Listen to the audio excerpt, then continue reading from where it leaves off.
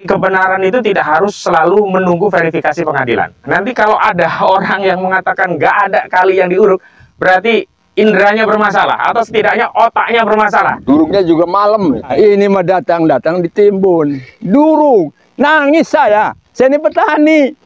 Saya bukan orang pemerintah, bukan orang politik, bukan orang partai. 50.000 buat beli apa? Belum dilunasi, udah duruk duluan, kasihan itu. Nangis pada itu. Sawah sedang ditanami padi, tapi tiba-tiba diuruk tanpa izin, tanpa permisi, dan belum dijual. Nah, setelah tanah itu diuruk, baru kita urus ke kepala desa. Dan sampai sekarang sudah 6 bulan lebih, itu belum dibayar, Pak. Ya? Siap, hari ini pun siap untuk mengembalikan. Yang penting itu difungsikan lagi sebagai sawah. Iya.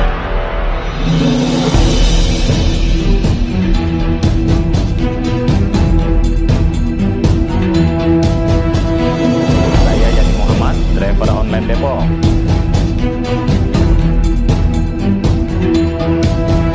Baik, bismillahirrahmanirrahim. Assalamualaikum warahmatullahi wabarakatuh. Saya dedikasikan video kajian mitigasi lapangan. Kami memang turun langsung ke lapangan ini. Pertama kepada Bapak Presiden Republik Indonesia, Pak Prabowo Subianto. Kedua kepada seluruh anggota DPR RI. Ketiga kepada seluruh jajaran yang terkait dengan penyelesaian perkara masalah tanah yang dirampas di proyek PIK 2, termasuk masalah pagar laut begitu. Dan juga tentu saja saya sampaikan video ini kepada seluruh rakyat Indonesia. Tujuan video ini dibuat yang pertama agar masyarakat tahu fakta sesungguhnya tentang kasus pagar laut ini, juga kasus perampasan tanah yang ada di darat, sehingga masyarakat tidak hanya melihat kezaliman yang terjadi di laut, tetapi kezaliman itu juga terjadi di daratan. Nah, yang kedua memang kami akan dokumentasikan fakta di lapangan ini sebagai bagian dari proses pembuktian perkara yang saat ini sedang bergulir di Pengadilan Negeri Jakarta Pusat dengan nomor perkara 754 PDTG 2024 PN JKT PST. Nah, saya perlu juga menyampaikan kepada seluruh masyarakat karena ada perdebatan tentang sungai yang diuruk. Terakhir saya diskusi di ILC, di programnya Bang Kari Ilyas, ada yang menyebut bahwa kali yang diuruk itu tidak ada. Nah, ini kami datang ke lokasi Kalimalang yang diuruk, nanti kami akan meminta penjelasan warga tentang itu. Yang kedua, kami ingin menjelaskan apa itu fakta. Jadi definisi fakta itu adalah materi yang terindra. Nah, materinya hari ini yang terindra adalah sungai yang diuruk dan dampaknya kepada tambak-tambak. Apa yang kami indra? Nah, kami bisa mengindranya di sini dengan mata kita semuanya. Jadi materi yang terindra itu bisa dengan mata, bisa kita dengar, bisa kita kecap, dan seterusnya. Itu adalah fakta. Jadi kalau ada yang bertanya apakah kali itu diuruk untuk proyek PIK 2, nah ini, kali ini diuruk Kalimalang, berada di Desa Munjung, Kecamatan Kronjo, Kabupaten Tangerang. Dan kami ambil video ini pada hari Sabtu, tanggal 25 Januari ya, 2025. Nah, memang ini belum menjadi fakta hukum ya. Nanti akan kami jadikan bukti yang akan dibawa ke persidangan. Dari fakta ini kemudian nanti akan menjadi fakta persidangan setelah diperiksa dokumen kami di persidangan. Video ini menjadi bukti di persidangan. Setelah nanti menjadi fakta persidangan, kemudian oleh Panitera dicatat sebagai bagian dari materi muatan putusan, nanti akan terlampir dalam bukti-bukti dalam putusan, maka fakta tentang Kalimalang yang ada di Kronjo atau di Desa Munjung ini menjadi diuruk begini, ini akan menjadi fakta hukum. Nah, sekali lagi, kebenaran itu tidak harus selalu menunggu verifikasi pengadilan. Dan tidak semua fakta butuh dibuktikan. Sebagaimana fakta tentang gula itu manis. Semua orang sudah tahu, tidak perlu ada yang membuktikan bahwa gula itu manis. Karena setiap indera perasa kita bisa merasakan bahwa gula itu manis. Kalau ada orang yang mengatakan gula itu asin, berarti orang itu bisa jadi ada masalah di indera pencerapnya. Bukan gulanya yang bermasalah, tapi orang itu. Dan hari ini ketika kami melihat fakta ada kali yang diuruk untuk proyek PIK 2, itu adalah fakta sebagaimana gula yang manis tadi. Sebenarnya tidak perlu dibawa ke pengadilan, negara bisa bertindak untuk membebaskan masyarakat dari kezaliman proyek PIK 2 ini. Nah, nanti kalau ada orang yang mengatakan nggak ada kali yang diuruk, berarti indranya bermasalah atau setidaknya otaknya bermasalah. Sama seperti orang yang mengecap gula terus dia bilang ini asin, ini kan bermasalah otaknya, atau paling tidak indera perasanya bermasalah. Ini orang-orang seperti ini yang harus kita kita khawatiri ya, pernyataan-pernyataannya kalau tidak kita uji di lapangan dengan fakta yang sesungguhnya. Nah, yang pertama tentang kali Malang yang diuruk.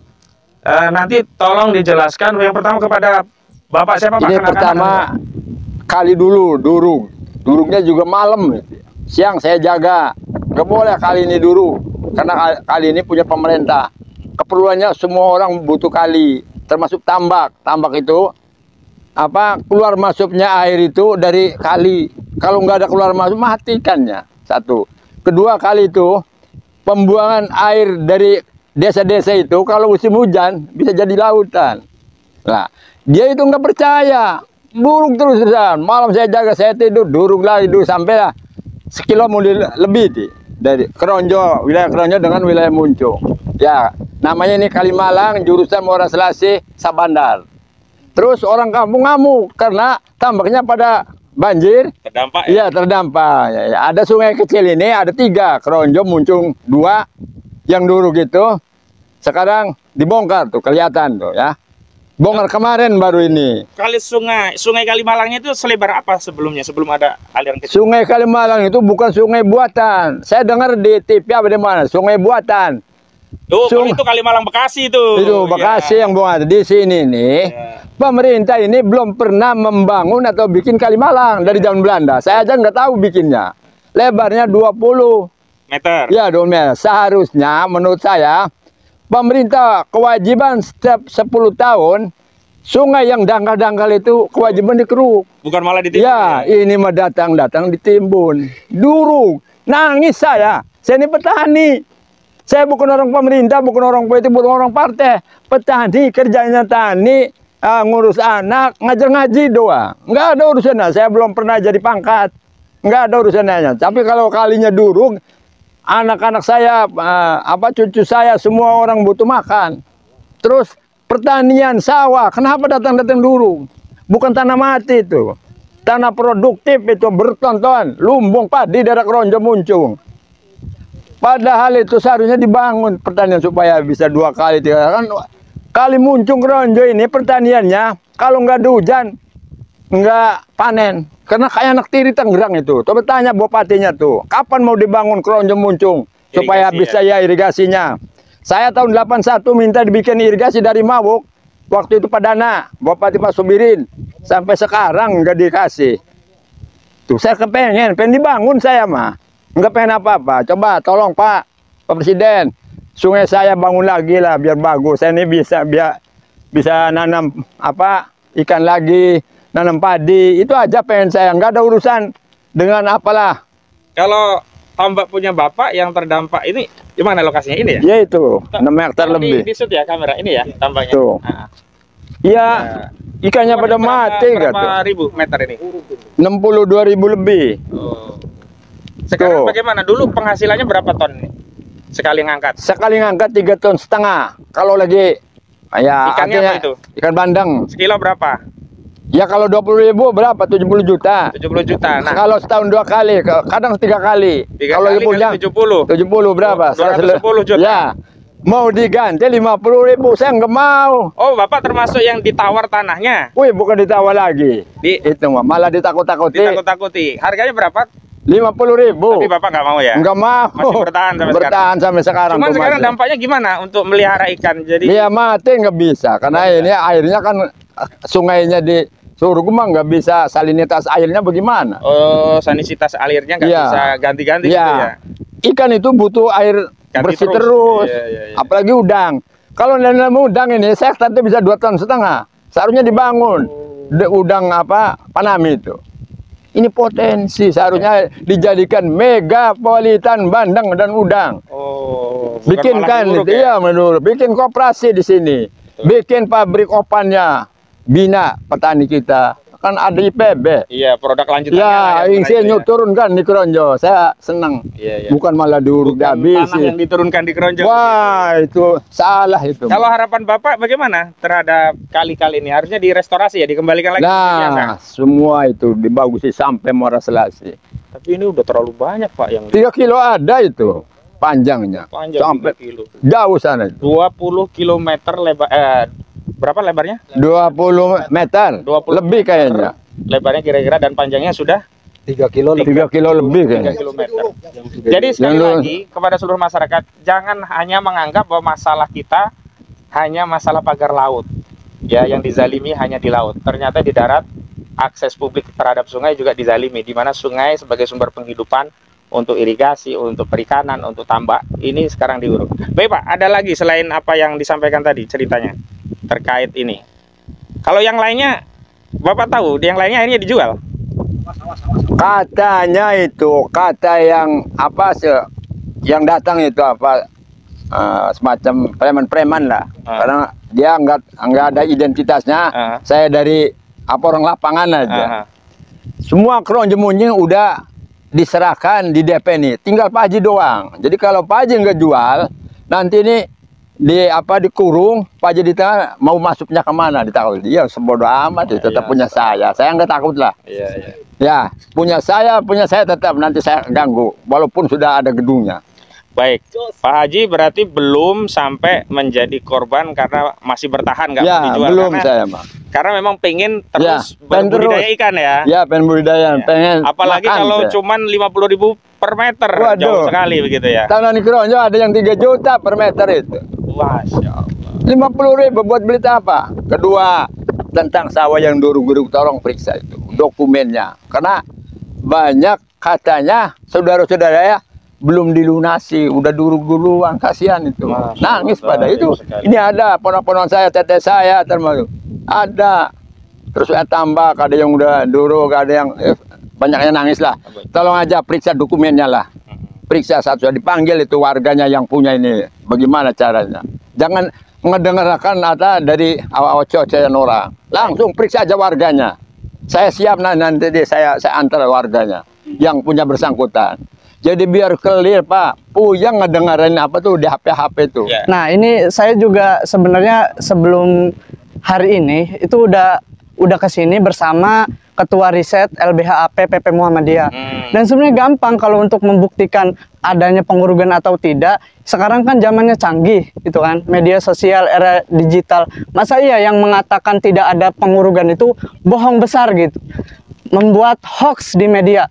Itu tolong aparat kepolisian harus menegakkan hukum yang sebenar-benarnya. Karena di sini udah jelas gitu. Sungai besar Kalimalang Muara Selasi ini telah diuruk yang lebarnya 20 meter ini, itu telah merugikan masyarakat. Seperti tadi penjelasan dari Abah Haji Jabir selaku petambak di daerah sini, itu sangat merugikan masyarakat sehingga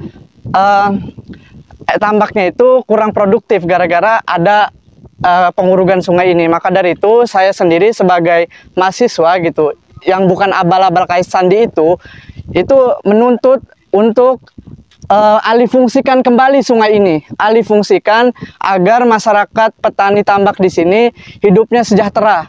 Tidak melulu tentang kayak pembangunan apa mengatasnamakan PSN. Di sini bukan PSN, dan ini PSN tersebut bermasalah sebenarnya karena hutan lindung itu harus dijaga, bukan malah di PSN kan gitu. Maka dari itu saya selaku mahasiswa, dan di sini juga udah cukup jelas di media itu bahwa terjadi pengurugan di daerah Muncung dan Keronjo. Selebar sungai itu 20 meter dan panjangnya itu 3 km lebih. Maka dari itu cukup untuk dialihfungsikan saja gitu. Dikembalikan fungsinya. Dikembalikan fungsinya. Direstorasi agar masyarakat ini bisa hidup seperti semula lagi, mata pencariannya normal lagi. Mungkin itu saja penjelasan dari saya selaku mahasiswa Universitas Muhammadiyah Tangerang, Fakultas Hukum. Namanya Haji Sarkani. Ya, Pak Haji Sarkani ya, silakan. Ya, sebelumnya itu awalnya ini kan sungai, Pak. Sungai. Ini di sini nih ada anak sungai. Anak Sungai Kalimalang ya. Iya, anak sungai Bentar, saya Kalimalang. jelaskan. Jadi Kalimalang di Keronjo itu beda dengan Kalimalang Bekasi. Kalau Kalimalang Bekasi memang itu sungai yang diadakan untuk kepentingan irigasi dan air minum, paham tuh. Ya. Tapi kalau ini alami ini. ya? Alami. Sejak kecil udah ada ini. Saya semenjak lahir itu sudah ada, Pak. Sudah ada, ya? Iya. Karena ini kan Kalimalang Ya, di sana ya. yang lebarnya 20. Ya. Nah, ini kan ada kali kecil nih yang ketambak sampai ke sawah irigasi. Iya kan? Ya. Jadi dari irigasi yang di sana itu tembusnya ke sini, ngebuangnya kan ke sungai ini. Oh. Nah, setelah sungai ini duruk, kan kemarin itu kan kita Ini duruk ini ya? di ini duruk kan, ini mati total, nggak ada jalan Ada air. jalur air. Ya, nah Meluap. banyak di sana meluap, termasuk di tempat kita tambaknya kan, Banjir ya. banjir. Udah, makanya kan udah itu kan kita kemarin ribut. Nah makanya dia kasih Dibuka akses dibuka ini. akses ini. Itu cuman yang saya pengenkan ini itu Kalimalang ini harus difungsikan kembali Yang seperti gede ini semula. ya, Iya. bukan sodetan yang kecil Bukan ini ya? sodetan, karena sodetan ini makan harusnya ada Kalimalang ini. Betul, betul. Bukan ini mah di sodetan ini kan tembusnya orang kali yang itu aja yang tembusnya ke laut, larinya tetap ke sini, Pak. Sini, ya. Ke sungai yang Gede ya. gede ini. Itu, Pak. Baik. Harapannya ini dikembalikan fungsinya tadi sama ya. Saya minta itu dikembalikan fungsinya kembali seperti semula. Baik, terima kasih Pak Itu Haji. aja, Ada yang mau terima kasih. ditambahkan? Udah cukup. ya, makasih Pak Haji. Nah terakhir, Pak siapa Pak? Herudin. Nah Pak Khairudin ini justru yang menjadi korban langsung, tanahnya belum lunas, baru di DP tapi sudah diuruk. Bisa diceritakan Pak, awalnya bagaimana? Apakah sempat ada penawaran atau tahu-tahu tanah tadi sawahnya tahu-tahu diuruk begitu? Kalau saya tanah sawah saya di Munjung itu kan buat jalan proyek masuk urugan masuk. Itu Lurus aja nggak apa-apa, Pak. awalnya itu sawah sedang ditanami padi, tapi tiba-tiba diuruk tanpa izin, tanpa permisi dan belum dijual. Nah, setelah tanah itu diuruk, baru kita urus ke kepala desa dan akhirnya dibayar 50%. Sampai sekarang sudah 6 bulan lebih itu belum dibayar, Pak. Belum lunas. Berapa harga per meter dari 50? 50.000. Oh jadi benar 50.000 per meter ya? Jadi luas tanahnya 2 petak itu ada 6.000 meter persegi. Oh, Jadi 1 hektar ya? hampir 1 hektar dan sampai sekarang itu belum dibayar lunas, baru 50%. Yang bayar waktu itu dari pihak desa ya berarti? Dari pihak desa. Nggak langsung dari perusahaan nggak ya? Bukan. Ada transaksi tertulis waktu itu, ada telah dibayar sekian, kurangnya kapan gitu, nggak ada nggak? Nggak ada. Jadi lisan doang? Ya lisan doang. Bapak transaksi begitu lisan aja dengan mereka? Iya. Masalah. Nah pertanyaan selanjutnya Pak, umumnya Pak kalau di sini berapa sih per meter? Kita lihat NJOP dulu, NJOP berapa? NJOP waktu itu sempat 103.000 Pak. 103.000 ya, Ya. pemirsa. NJOP 103.000 dibeli harga 50.000, itu pun bukan karena keredoan, dan umumnya harga jual pasar itu bisa 2-3 kali lipat NJOP. Baik, lanjut. Nah sekarang posisinya masih ditagih terus atau enggak? Ya harus ditagih. Kapan pelunasannya? Nah, jawaban mereka gimana? Ya sedang diurus surat-suratnya katanya. Oh, kalau bisa milih, sebenarnya milih yang 50.000 per meter atau milih tetap bertani dengan sawah? Kalau itu bisa kami kembalikan yang 50% Pak. Biar memang nggak ada niatan untuk ngejual sawah. Artinya itu kalau dinormalisasi jadi sawah lagi, Bapak mau balikin uang yang sudah diterima ya? Siap, hari ini pun siap untuk mengembalikan. Yang penting itu difungsikan lagi sebagai sawah. Iya, memang sejak awal nggak mau jual ya? Nggak mau jual, nggak ada niatan untuk dijual. Baik, ya. Pemirsa, ini jelas fakta lapangan dan saya ingin tegaskan ya, ada dalih yang seolah-olah meminta kalau ada informasi itu diminta tabayun begitu. Jadi begini, memang dialurkan dikatakan A'udzubillahi minasyaitonirrajim, ya ayyuhalladzina amanu in ja'akum fasikum binaba'in fatabayyanu. Wahai orang-orang yang beriman, jika datang kabar dari orang-orang fasik maka tabayun, cross check, verifikasi.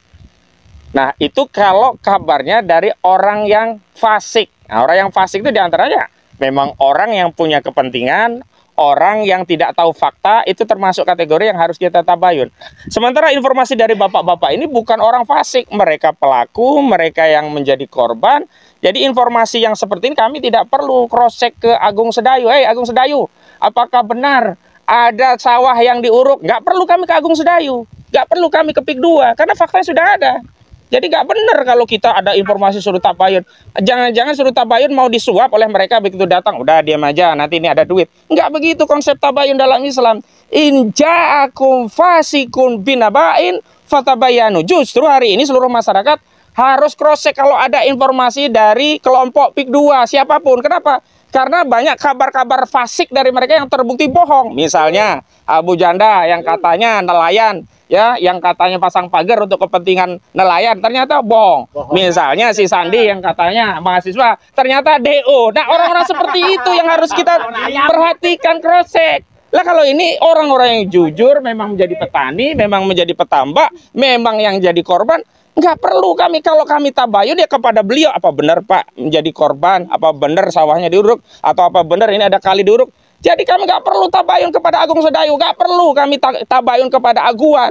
Justru Aguan yang harus tanggung jawab, Antoni Salib yang harus tanggung jawab. Kalian jangan hanya ambil cuan untung besar dari proyek bisnis properti, tapi asas produksi properti kalian ambil dengan menindas rakyat.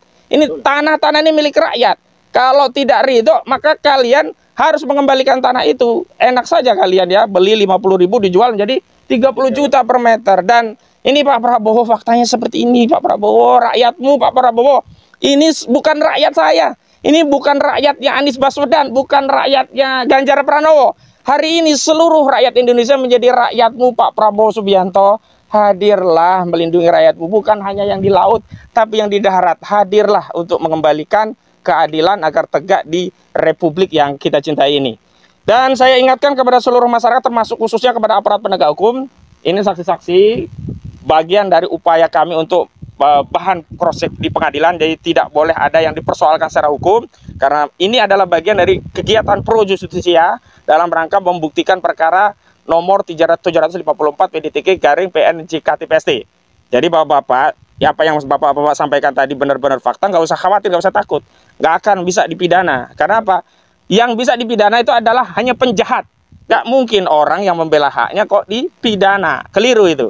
Saya harapan kepada pemerintah, sungai dulu nih, kali yang gede nih, dibagusi semua. Terus yang kecil-kecil. Berarti urukan ini diangkat lagi nih. Diangkat semua. Ya. Seperti pagar laut dicabut, urukan ini juga diangkat ya. Diangkat. Terus PIK 2 harus dihentikan sampai kapanpun nggak ada, karena itu berbahaya bagi saya, bagi warga Banten. Baik. Karena kabarnya nggak enak itu Pak. Yang datang ke masyarakat ini PIK 2 itu, waduh berbahaya. Ya, bukan pemerintah yang ngasih informasi, yang datang itu preman-preman. Ya, gitulah. Jadi tolong pemerintah turun ke desa-desa, periksa ini warga-warga, dilihat. Jangan mendengarkan di Jakarta. Di Jakarta saja, baik. Turun ke kampung-kampung. Baik, terima kasih kepada seluruh rakyat Indonesia. Ini adalah bagian upaya dari tim advokasi melawan oligarki rakus perampas tanah rakyat. Saya Ahmad Kozini, sarjana hukum selaku koordinator, melaporkan dari Desa Munjung, Kecamatan Kronjo, Kabupaten Tangerang pada Sabtu 25 Januari 2025.